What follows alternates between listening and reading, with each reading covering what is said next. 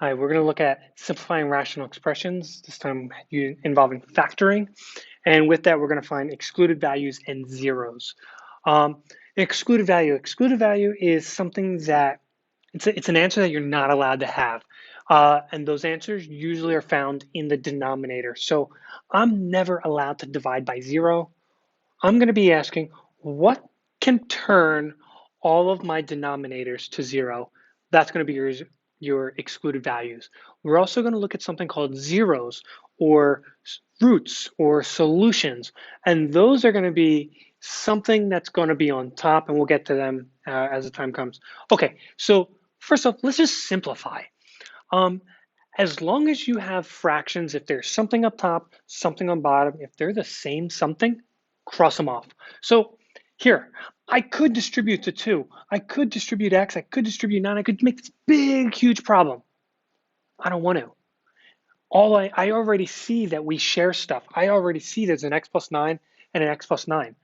I'm going to get rid of them. What am I left with? 2 over x minus 1. There's your simplified answer. Now, along with that, we need to figure out what are my excluded values? What can x not equal? So my excluded values, x cannot equal. We always have to go back to the denominator in the very beginning and figure out what would turn each one of these to 0. So off to the side over here, I have x plus 9, set it equal to 0. X minus 1, set it equal to 0. And solve for your variable. X equals negative 9. That's what you cannot have. Add 1, x equals 1. That is what you cannot have. Here are your excluded values. You take both of your denominators from the very, very beginning and set them equal to 0.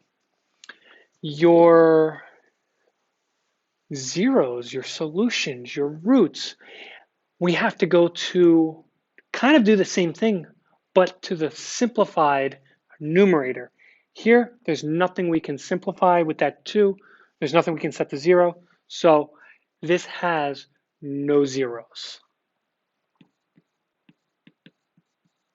because there's nothing to do up top. Okay, let's take a look at this next one. I want to factor this. I want to break this up into two parentheses multiplied together. So sometimes when I see these, I like to just write them over top. What times itself gives me x squared? X and x. What times itself will give me 21, but add or subtract to give me 10? So we're looking at a 7 and a 3 plus plus. Okay, we just factored that. Now, I don't need that. So I just created a new problem, a new fraction that kind of looks like what we just started with here. Now let's cancel out anything up top, anything on bottom. X plus 3, x plus 3. They're gone. What are we left with? X plus 7 over a 1. Do I really even need that 1? Nope. You don't even need that fraction line. Okay, what can x not be? What are our excluded values? Well, in this case, I go back to the original problem. The denominator, I only have this x plus 3 down here.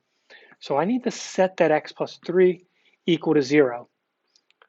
Minus 3, x equals negative 3. That is what we are not allowed to have. Now, I understand that we already canceled it out. So why are we going back there? If in the very, very beginning I put that negative 3 up here, it would mess this whole problem up even before things canceled. Still don't want it. Always go back to the beginning.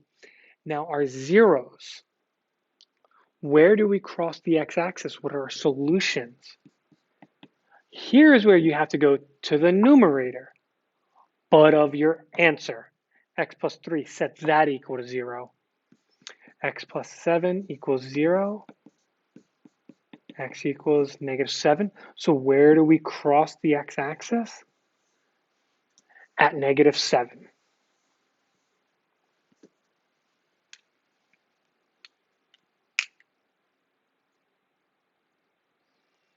Okay, next one, we're going to have to factor the top and the bottom. So let's start with the top. What times itself gives me x squared? X and x. What are two numbers multiplied together to give me 35, but add or subtract to give me a 2? 7 and 5. Okay. One of them needs to be negative in order to get a negative 35, so I'm going to have a positive and a negative somewhere. I want a negative 2 as my answer, so that means negative 7 plus 5. We used it. On the bottom, same thing. What times itself gives me x squared? X and x. Two numbers multiplied together to give me 14, 2 and 7. I need a negative 9 out of them, so I'm going to say negative 2 minus 7. If I multiply these two negatives together, will that give me a positive? Yes, it will. Goodbye, I don't need that. So can we simplify this now? So simplified answer, do we have anything up top, anything on bottom that shares? X minus 7, x minus 7, gone. Final answer simplified. X plus 5 over x minus 2. Okay, what can we not have? What are our excluded values? X cannot be, x cannot be. Go to your original denominator before you simplified. So x minus 2. Set it equal to 0. X equals 2. X cannot be that. Try it again with the 7. Add 7 to both sides. X equals 7. X cannot equal 7.